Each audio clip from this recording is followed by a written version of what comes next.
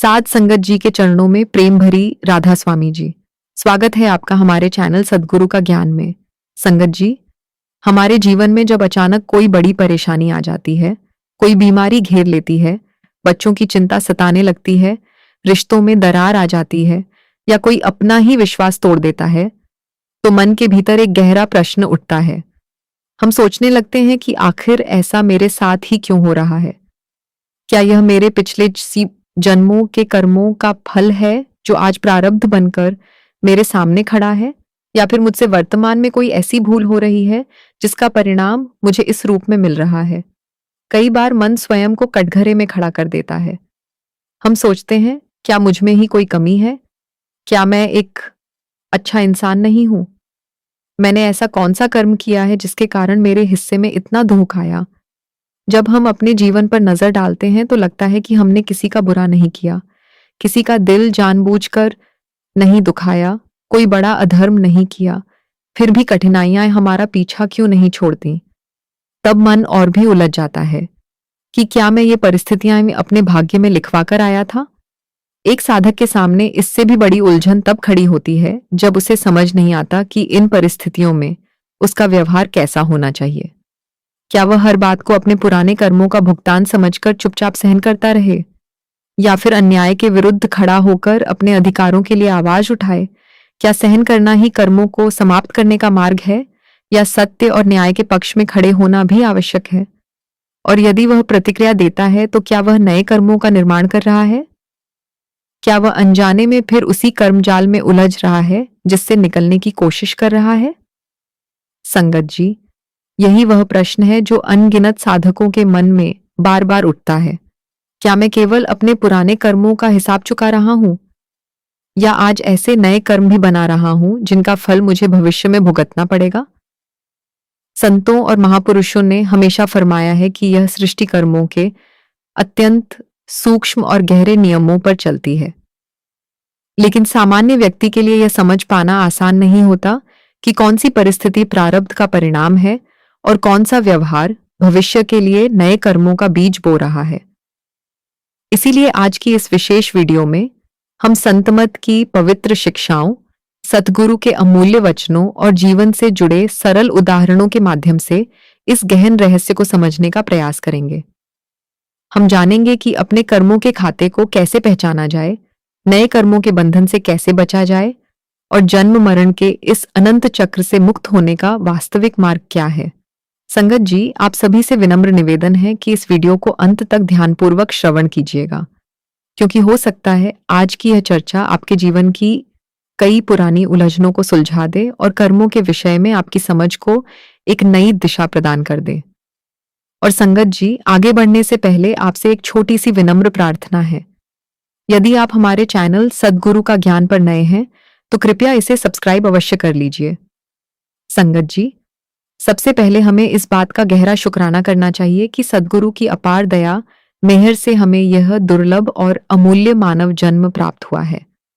इससे भी बड़ी बख्शिश ये है कि हमें नाम की अनमोल दात मिली, संतों महापुरुषों की पावन सोहबत मिली और अपने जीवन के वास्तविक उद्देश्य को समझने का अवसर मिला। संतों ने इस मानव चोले को सृष्टि की सर्वोच्च रचना बताया है, क्योंकि यही वह शरीर है जिसके माध्यम से जीव अपने कर्मों के बंधनों से मुक्त होकर अपने नियोज घर लौट सकता है।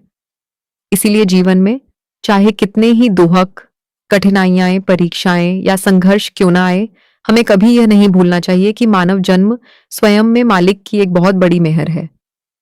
संगत जी, यह संसार सुख और दोहक, लाभ और हानि, मिलन और बिछोह का क्षेत्र है। यहाँ केवल सुख ही सुख नहीं है और न ही केवल दुख ही दुख है। परमात्मा ने हमारे भाग्य की रचना अत्यंत सूक्ष्म न्याय और संतुलन के साथ की है। जो परिस्थितियां आज हमारे जीवन में आती हैं, वे किसी संयोग का परिणाम नहीं है, बल्कि हमारे अपने ही पूर्व कर्मों का प्रतिफल है। हमारे संचित कर्मों के आधार पर ही हमें यह जन्म, ये परिवार, ये परिस्थितियां और जीवन की विभिन्न अवस्थाएं प्राप्त हुई हैं। संतमत का संपूर्ण आधार कर्म के इसी अटल और अकाट्य सिद्धांत पर टिका हुआ है। जब तक हम कर्मों के इस अत्यंत बारीक और गहरे ताने बाने को नहीं समझेंगे, तब तक हम अपने जीवन में आने वाले सुख दुखों के वास्तविक कारणों को नहीं समझ पाएंगे। मन हमें बार बार भ्रमित करेगा, परिस्थितियों के प्रति शिकायत पैदा करेगा और हमारी रूहानी उन्नति के मार्ग में रुकावटें खड़ी करता रहेगा। इसलिए आज की इस विशेष चर्चा में हम संतों के अमूल्य वचनों, संत मत की गहन शिक्षाओं और दैनिक जीवन के सरल उदाहरणों के माध्यम से कर्मों के इस रहस्य को विस्तार से समझने का प्रयास करेंगे। आइए संगत जी, मन को शांत करके भीतर सिमरन की धारा को जगाते हुए इस रूहानी विचार विमर्श का लाभ उठाए और जाने कि कर्मों के इस जाल को पहचानकर उससे ऊपर कैसे उठा जा सकता है। संगत जी, महापुरुषों ने हमेशा इस बात पर जोर दिया है कि यह संसार कर्मों का एक बहुत बड़ा जाल है। इसे कर्म भूमि कहा गया है। यह संसार एक खेत की तरह है। हम इसमें जैसा बीज बोएंगे वैसी ही फसल काटेंगे। संतमत हमें सिखाता है कि आत्मा अपने आप में शुद्ध और चेतन है, लेकिन इस मृत्युलोक काल के देश में आने के बाद यह मन और माया के अधीन हो गई है। मन के माध्यम से हम जो भी क्रिया करते हैं उसका एक प्रभाव बनता है, जिसे कर्म कहते हैं। जब तक हमारे कर्मों का खाता पूरी तरह से साफ नहीं हो जाता, तब तक आत्मा इस 84 लाख योनियों के चक्रव्यूह से आजाद नहीं हो सकती। इसलिए यह समझना बेहद जरूरी है कि हमारी रोजमर्रा की जिंदगी में जो कुछ घट रहा है वह पुराने कर्मों का कटना है या नए दुखों का बीज बोया जा रहा है। संगत जी, चलिए अब कर्मों के 3 प्रकारों को समझते हैं, क्योंकि जब तक हम कर्मों की इस मूल व्यवस्था को नहीं समझेंगे तब तक यह पहचान पाना कठिन रहेगा कि हम पुराने कर्मों का भुगतान कर रहे हैं या नए कर्मों का निर्माण कर रहे हैं। संत मत में कर्मों को मुख्य रूप से 3 भागों में बांटा गया है। पहला है संचित कर्म। संगत जी, इसे आप हमारे अनगिनत जन्मों के कर्मों का विशाल भंडार या गोदाम समझ सकते हैं। हमने न जाने कितने जन्मों में मनुष्य योनि, पशु पक्षी योनि और अन्य अनेक जीवन रूपों में जो भी अच्छे या बुरे कर्म किए हैं, उन सभी का लेखा जोखा इसी संचित कर्मों के भंडार में जमा रहता है। यह इतना विशाल है कि साधारण बुद्धि उसकी सीमा का अनुमान भी नहीं लगा सकती। दूसरा है प्रारब्ध कर्म, जिसे भाग्य या डेस्टिनी भी कहा जाता है। संगत जी, हमारे संचित कर्मों के इस विशाल भंडार में से एक छोटा सा हिस्सा चुनकर वर्तमान जन्म की रूपरेखा तैयार की जाती है। हमें किस परिवार में जन्म मिलेगा, हमारी आयु कितनी होगी, जीवन में किन किन प्रकार के सुख और दुख आएंगे, लाभ और हानि का अनुभव कैसा होगा, स्वास्थ्य कैसा रहेगा, कौन सी परिस्थितियां हमारे सामने आएंगी, यह सब प्रारब्ध कर्मों के अंतर्गत आता है। दूसरे शब्दों में कहें तो यही वे कर्म हैं जिनका भुगतान करने के लिए हम इस जन्म में आए हैं। इसीलिए जब जीवन में कोई ऐसी परिस्थिति आती है जिस पर हमारा नियंत्रण नहीं होता, तो अक्सर वह प्रारब्ध कर्मों का परिणाम होती है। तीसरा है क्रियमाण कर्म, जिन्हें नए कर्म या वर्तमान कर्म भी कहा जाता है। संगत जी, जीवन में जो परिस्थितियां वो हमारे सामने आती हैं वे तो प्रारब्ध के अनुसार होती हैं, लेकिन उन परिस्थितियों के प्रति हम कैसे सोचते हैं, कैसा व्यवहार करते हैं, कौन सा निर्णय लेते हैं और किस प्रकार प्रतिक्रिया देते हैं, यहीं से क्रियमाण कर्मों की शुरुआत होती है। यही हमारी वर्तमान स्वतंत्रता, फ्री विल का क्षेत्र है। यही वे कर्म हैं जो भविष्य के लिए नए बीज बोते हैं और आगे चलकर हमारे संचित कर्मों के भंडार में जुड़ जाते हैं। इसीलिए संतों ने हमेशा समझाया है कि परिस्थितियां जितनी महत्वपूर्ण नहीं है, उससे कहीं अधिक महत्वपूर्ण है उन परिस्थितियों के प्रति हमारा दृष्टिकोण और हमारी प्रतिक्रिया। संगत जी, अब हम अपने मुख्य प्रश्न पर आते हैं।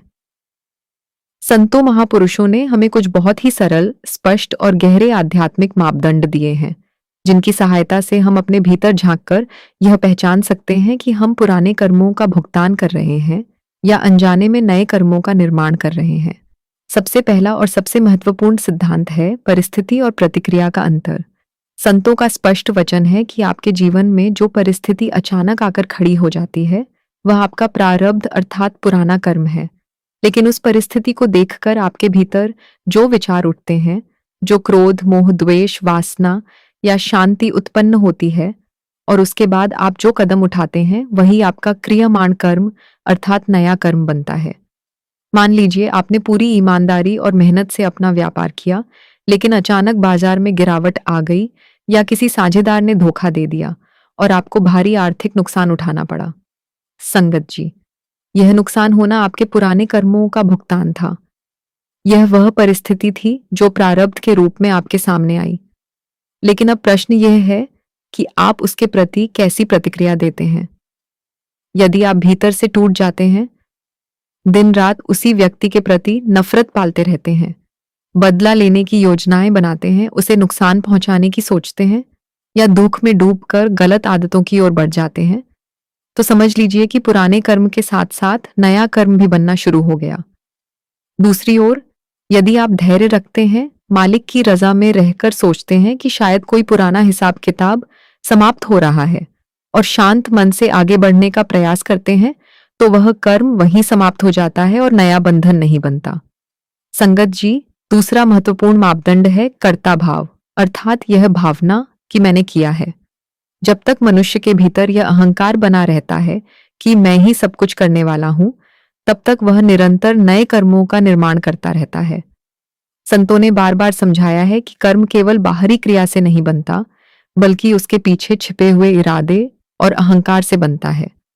मान लीजिए आपने किसी गरीब की सहायता की, किसी जरूरतमंद की मदद की, या किसी अच्छे कार्य में दान दिया। बाहरी दृष्टि से ये एक बहुत अच्छा कार्य है, लेकिन यदि उसके बाद मन में यह विचार आने लगे कि देखो मैंने इसकी मदद की, मेरे बिना इसका काम नहीं चलता, या यह इच्छा जागे कि लोग मेरी प्रशंसा करें और मेरा नाम लें, तो उस क्षण एक नया पुण्य कर्म बन गया। संत कहते हैं कि बंधन केवल पाप से नहीं बनते, पुण्य भी बंधन बन सकता है। अंतर केवल इतना है कि पाप लोहे की जंजीर है और पुण्य सोने की जंजीर। दोनों ही जीव को संसार में बांधे रखते हैं। इसके विपरीत यदि कोई व्यक्ति हर कर्म के बाद भीतर से यह अनुभव करे कि दाता, सब कुछ तेरी दया से हुआ है, मैं तो केवल एक माध्यम था, तो ऐसा कर्म अकर्म की श्रेणी में आने लगता है और नया बंधन नहीं बनाता। तीसरा मापदंड है प्रतिक्रिया की तीव्रता और मानसिक अशांति। संगत जी, कई बार कोई घटना कुछ क्षणों में समाप्त हो जाती है, लेकिन हमारा मन उसे महीनों और वर्षों तक पकड़े रहता है। यही वह स्थान है जहां नया कर्म जन्म लेता है। यदि किसी घटना के बाद आपके भीतर प्रतिशोध की आग जलती रहती है, तो समझ लीजिए कि पुराना कर्म समाप्त होने के बजाय नया कर्म बन रहा है। उदाहरण के लिए, यदि परिवार में किसी सदस्य ने आपको कटु वचन कह दिए, आपका अपमान कर दिया, या आपके साथ अन्यायपूर्ण व्यवहार किया, तो संत मत के अनुसार संभव है कि वह घटना किसी पुराने कर्म के भुगतान का माध्यम हो। लेकिन यदि आपने भी तुरंत उससे अधिक कटु शब्द कह दिए, मन में द्वेष भर लिया, उसे संबंध तोड़ लिए और लंबे समय तक उस घटना को पकड़े रखा, तो आपने पुराने हिसाब को समाप्त नहीं किया, बल्कि उसमें एक नई गांठ जोड़ दी। जो डोर सुलझ सकती थी, वह और अधिक उलझ गई।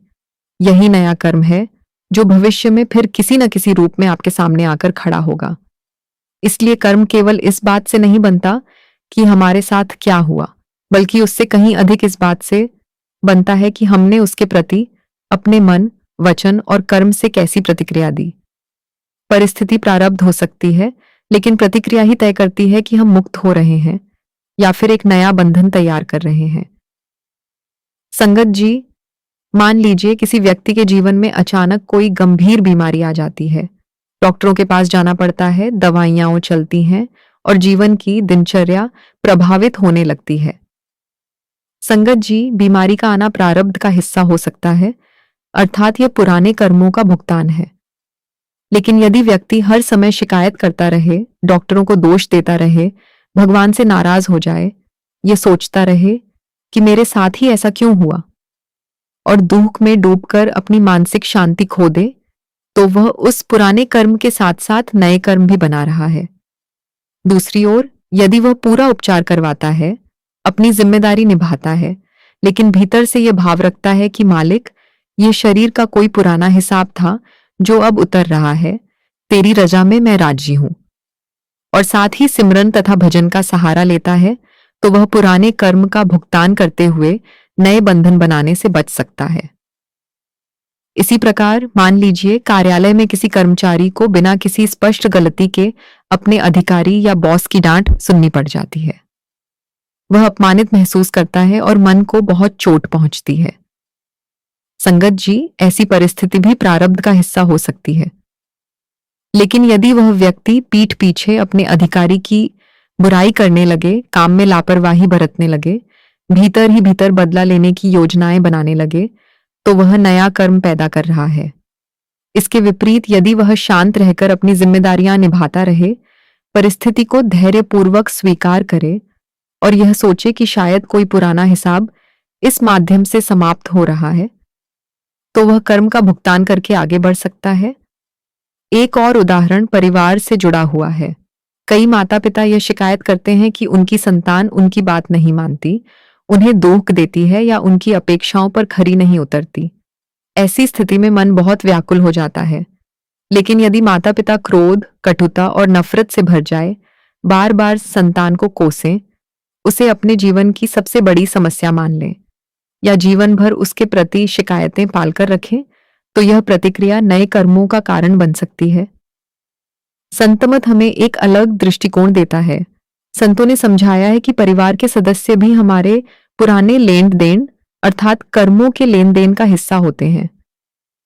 इसलिए संतान को प्रेम पूर्वक समझाना, अपना कर्तव्य निभाना, उचित मार्गदर्शन देना तो आवश्यक है, लेकिन भीतर से अत्यधिक मोह, अपेक्षा और शिकायत छोड़कर परिणाम को मालिक पर छोड़ देना ही समझदारी है।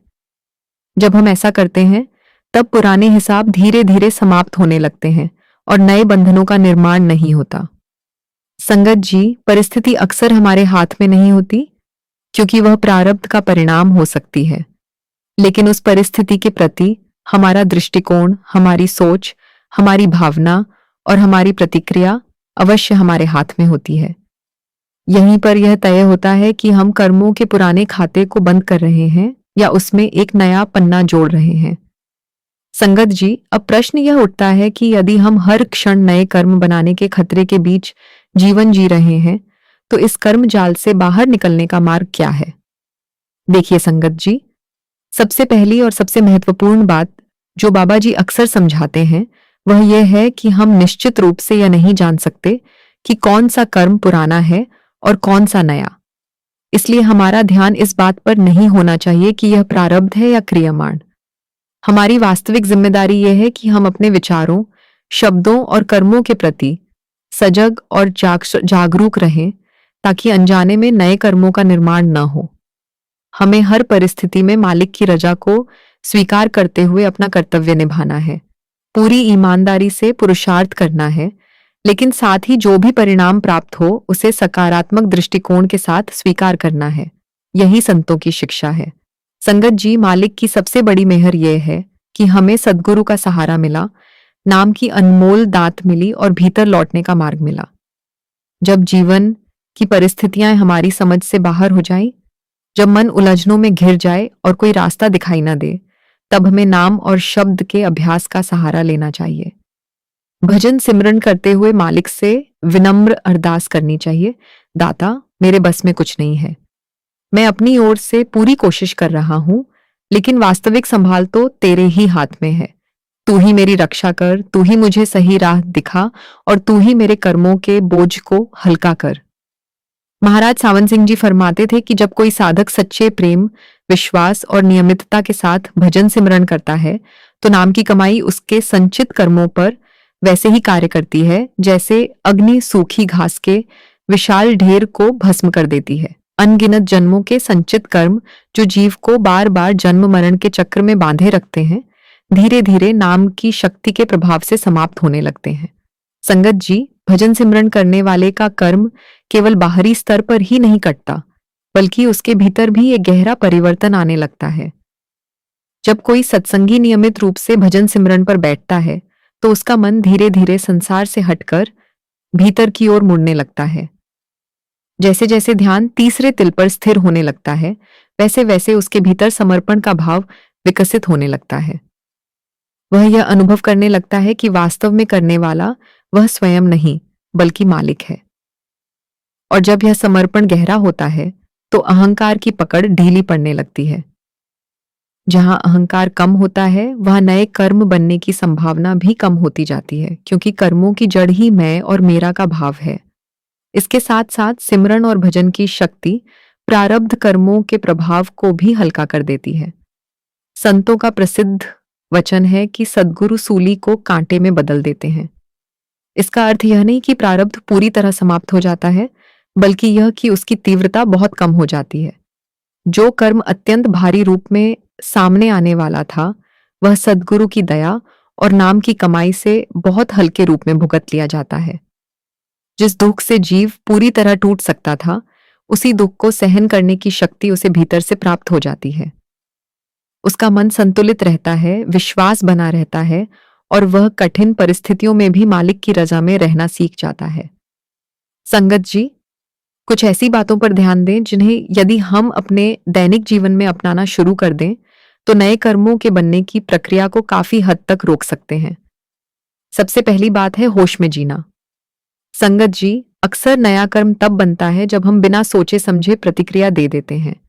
कोई हमें कुछ कह दे, कोई अपमान कर दे, कोई परिस्थिति हमारे मन के अनुसार न हो और हम तुरंत क्रोध, कटुता या आवेश में आकर प्रतिक्रिया कर दें। संतों की शिक्षा है कि ऐसे समय तुरंत प्रतिक्रिया न करें। कुछ क्षण रुक जाए, भीतर ही भीतर सिमरन के शब्दों को दोहरा लें, मन को थोड़ा शांत होने दें। जब मन का वेग कम हो जाता है, तब हमारे निर्णय भी अधिक संतुलित होते हैं और हम अनावश्यक कर्मों के बंधन में पड़ने से बच जाते हैं। दूसरी बात है तेरा भाणा मीठा लागे की भावना को जीवन में उतारना। संगत जी, जीवन में जो कुछ भी घट रहा है, चाहे वह हमारी इच्छा के अनुसार हो या उसके विपरीत, उसे सहज भाव से स्वीकार करने का अभ्यास करें। इसका अर्थ यह नहीं कि हम प्रयास करना छोड़ दें, बल्कि इसका अर्थ यह है कि परिणाम आने के बाद शिकायत, विरोध और मानसिक संघर्ष को छोड़ दें। बार बार यह सोचना कि मेरे साथ अन्याय हुआ, मेरे हिस्से में ही दुख क्यों आया, मन को और अधिक उलझाता है। संतों ने समझाया है कि मालिक के दरबार में रत्ती भर भी अन्याय नहीं होता।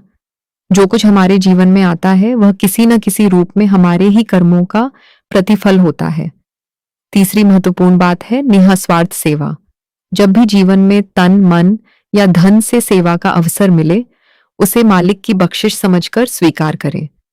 सेवा करते समय मन में यह भाव नहीं होना चाहिए कि लोग हमारी प्रशंसा करें, हमारा नाम लें या बदले में हमें कुछ प्राप्त हो। सच्ची सेवा वही है जिसमें सेवक स्वयं को केवल एक माध्यम समझे। भीतर यह भावना रहे कि कराने वाला मेरा गुरु है, मैं तो केवल उसके हाथ का एक छोटा सा साधन हूं। ऐसी सेवा मन को विनम्र बनाती है और अहंकार को कम करती है। चौथी बात है रात को सोने से पहले क्षमा और आत्म परीक्षण। संगत जी, दिन समाप्त होने से पहले कुछ क्षण अपने भीतर झांकना बहुत लाभदायक होता है। यदि किसी ने आपका दिल दुखाया हो, तो उसे मन से माफ करने का प्रयास करें, ताकि उसके साथ आपका कर्मों का खाता आगे न बढ़े। और यदि आपसे किसी का दिल दुखा हो, किसी के प्रति कटुता या गलत व्यवहार हुआ हो, तो भीतर से मालिक के सामने क्षमा मांगे और संकल्प लें कि आगे अधिक सजग रहेंगे। संगत जी, नए कर्म और पुराने कर्मों के इस पूरे विषय का सार बहुत सरल है। हमारे जीवन में आने वाली परिस्थितियां प्रायः हमारे हाथ में नहीं होती, क्योंकि वे हमारे अतीत के कर्मों का परिणाम होती हैं। लेकिन उन परिस्थितियों के प्रति हमारा दृष्टिकोण, हमारा व्यवहार और हमारी प्रतिक्रिया पूरी तरह हमारे हाथ में होती है। वहीं हमारा भविष्य निर्मित होता है। यदि हम जीवन में आने वाले हर सुख और हर दुख को पुराने कर्मों का भुगतान समझकर बिना शिकायत और बिना विरोध के धैर्यपूर्वक स्वीकार करना सीख जाए और साथ ही अपने मन को सद्गुरु के सिमरन, भजन और ध्यान से जोड़े रखें, तो धीरे धीरे नए कर्मों के बंधन कम होने लगते हैं। आइए संगत जी, आज से हम यह दृढ़ संकल्प लें कि हम अपने जीवन का प्रत्येक क्षण अधिक सजगता और जागरूकता के साथ जिएंगे, किसी के प्रति द्वेष या वैर नहीं रखेंगे, परिस्थितियों को मालिक की रजा मानकर स्वीकार करेंगे और प्रतिदिन अपनी रूहानी खुराक, भजन, सिमरन और ध्यान को समय देंगे। यही वह मार्ग है जो हमें कर्मों के बंधनों से ऊपर उठाकर आत्मिक शांति, गुरु की निकटता और अंततः अपने वास्तविक घर की ओर ले जाता है। संगत जी, यदि आपको यह वीडियो अच्छा लगा हो, तो कृपया इस अमूल्य संदेश को अपने परिवार, मित्रों और अन्य प्रेमी भाई बहनों के साथ अवश्य साझा करें। साथ ही वीडियो को एक लाइक जरूर करें। और यदि आपने अभी तक हमारे चैनल सद्गुरु का ज्ञान को सब्सक्राइब नहीं किया है, तो कृपया इसे अवश्य सब्सक्राइब करें ताकि आने वाली हर रूहानी वीडियो आप तक सबसे पहले पहुंच सके। आपका प्रेम और आशीर्वाद ही हमें ऐसे आध्यात्मिक संदेश आप तक पहुंचाने की प्रेरणा देता है। मालिक आप सभी पर अपनी दया मेहर बनाए रखें। मिलते हैं अगली वीडियो में। राधा स्वामी जी।